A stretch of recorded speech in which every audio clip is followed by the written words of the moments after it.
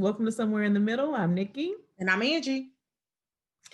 Today we're going to be looking at to club or not to club. Club. Oh. Hey, exactly.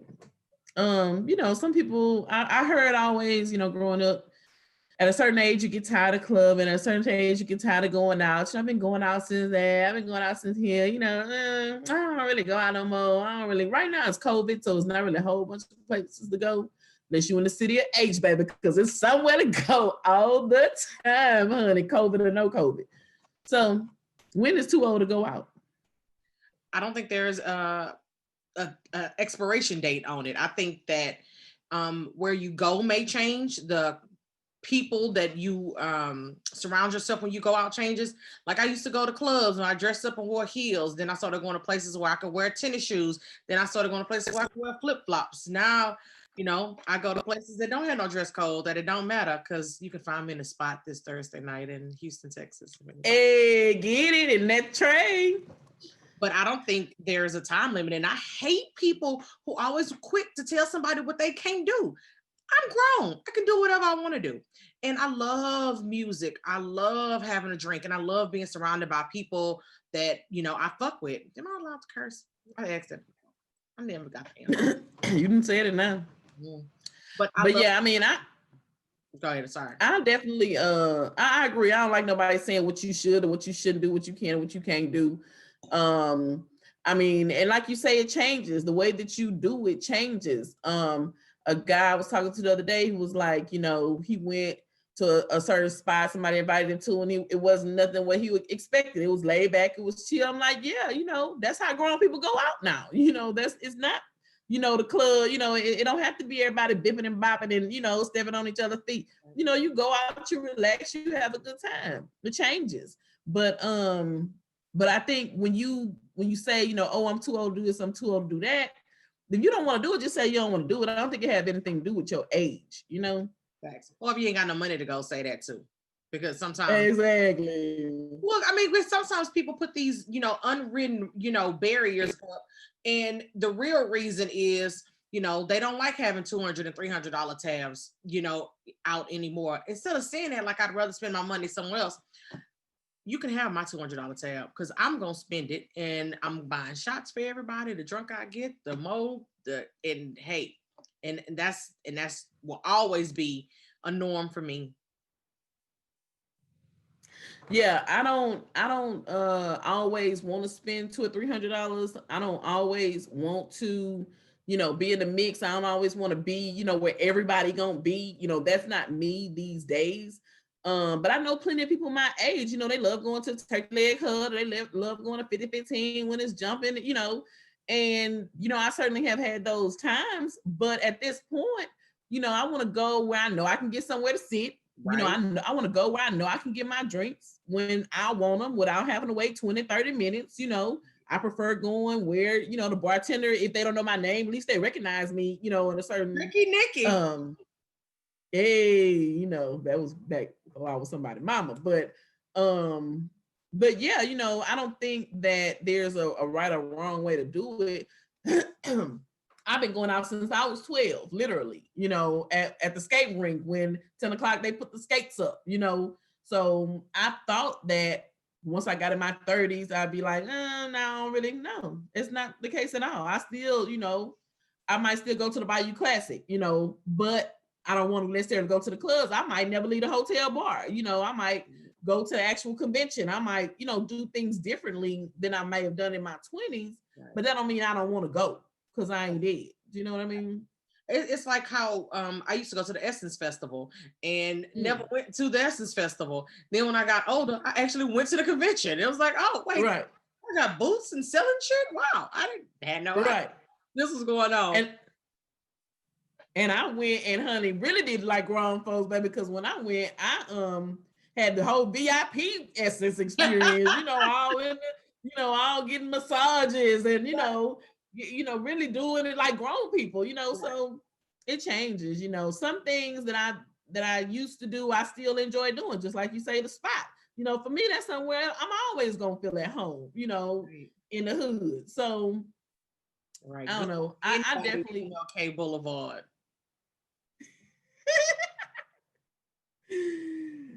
Exactly. I But think yeah, it's funny how those Skittles, you can only get them, in a certain amount of square blocks in the hood. And for some reason, for me, that's just where I want to be.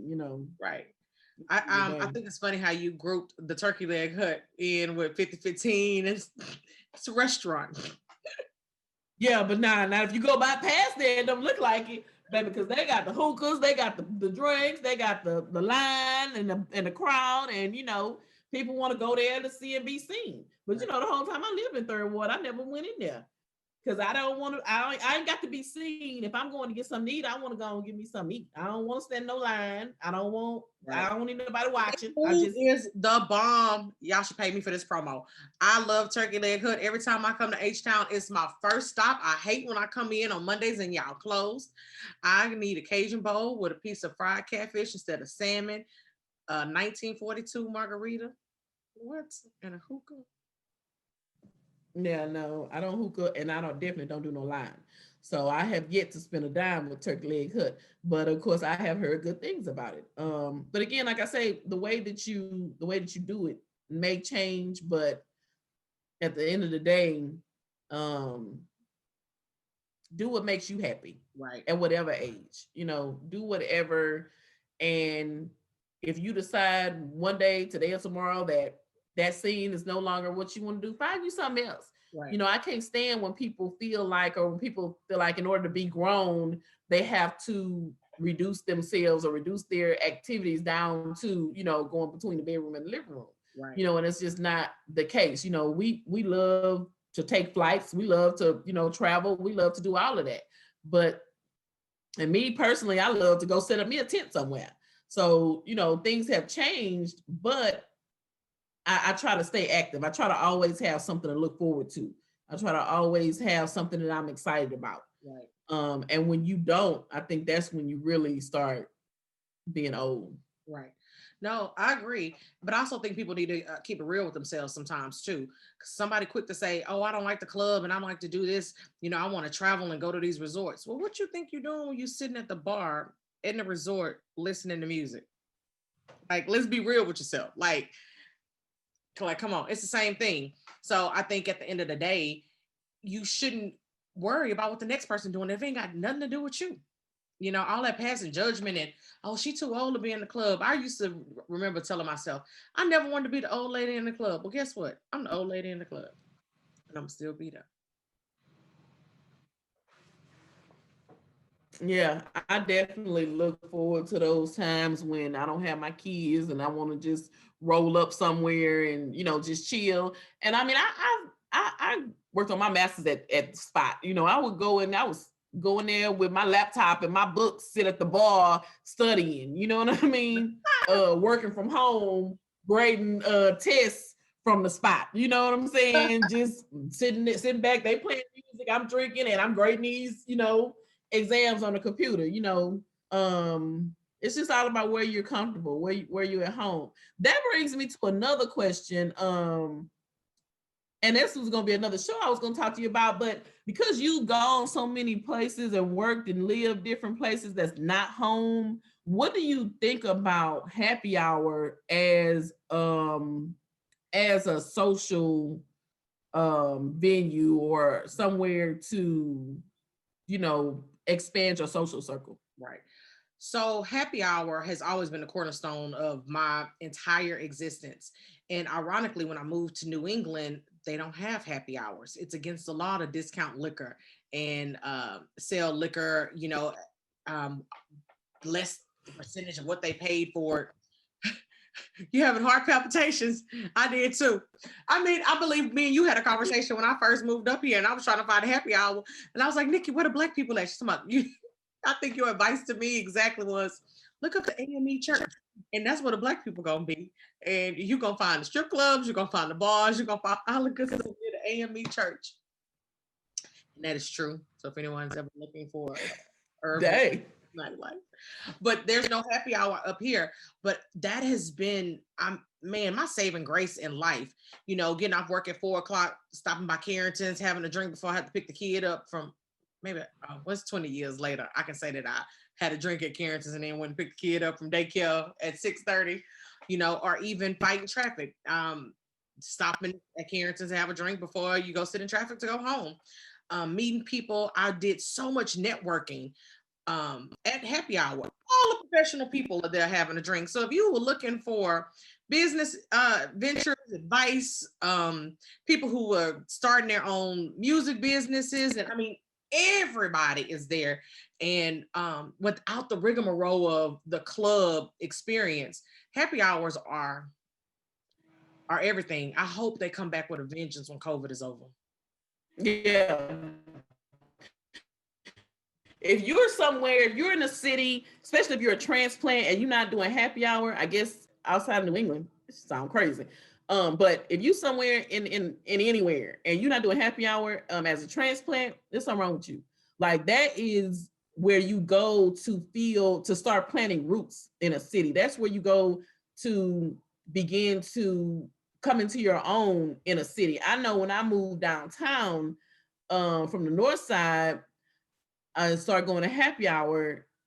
You may not know everybody's name. I can see somebody now that I met back in, 01, 02, 03, Thursdays at Booze Rose, or, Fridays at Libra Lounge, or, what I'm saying? And they, I still recognize these people. Again, I might not know all of their names, but, these are people that you create a sense of community with,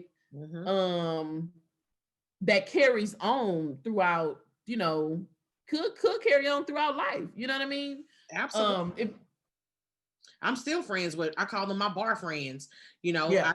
I done sat with you in all them bars, in Boudreaux's, and Carrington's, and those people, just recently, a guy that I met in Boudreaux's umpteen years ago came up here to New England for a Patriots game. I was like, hey, Angie, I'm coming. Hey, you can stay with me. He brought his girlfriend, the whole shebang. Like, it's, you make those connections, and I met him at happy hour. Yeah. Hurricanes. Yeah. If you're watching this and you are trying to find your people, or you're trying to, make yourself feel at home somewhere, I just hope that there's a happy hour somewhere. I mean, I know it's COVID right now, but if there's a way to get to a bar, have a steady bartender, a steady, community, it just really opens up, possibilities for you. For me, because I love home, I love being in my bed, I love, having peace. For me to see somebody who's wanting community and wanting to have a place where they fit in and connect, I just hate that. I just hate that. I hate for anybody to feel, lonely, especially in a city like this. Now, I don't know where you are, but if you're in a city like this one, this city will embrace you. Like, I don't care what little corner you find yourself in, there's going to be somebody who's going to embrace you. So if you're in the city of Houston, definitely, you have no excuse to be isolated or on your own or lonely or any of that, because this is the warmest, like, not just warm in temperature in the summer, like this is the warmest. These people have the warmest hearts and the most open personalities that you will ever find anywhere, I think. So. No, I second that, man. I have never missed Houston so much in my life. It's why I come back every 6 weeks. Everybody's like, you go back to Texas a lot to see your grandson. Yeah, him too. But it's, my friends, it's the warmth, the welcome. I could go to any bar, any restaurant, and you're going to make a friend. Somebody going to sit next to you. Hey, y'all going to get to talking. Hey, you want to go to this next spot with me? Okay, girl, let me grab a place. Yes. If only. Yes, indeed. The greatest place on earth. Anyway, we got off the topic, but at the same time, clubbing as an adult, it doesn't have to always be, the club. It doesn't have to always be 1,000 people. Sometimes it can just be a place where you can, feel at home. Where everybody. And as long as you don't have a drinking problem, everybody knows your name. Exactly. What define drinking? With that being said. Right. Have a good night, y'all. Thanks for joining in. Don't forget to click, subscribe, like. Maybe I've had a little too much drink. Subscribe, like, share, comment. All right, guys. See y'all next.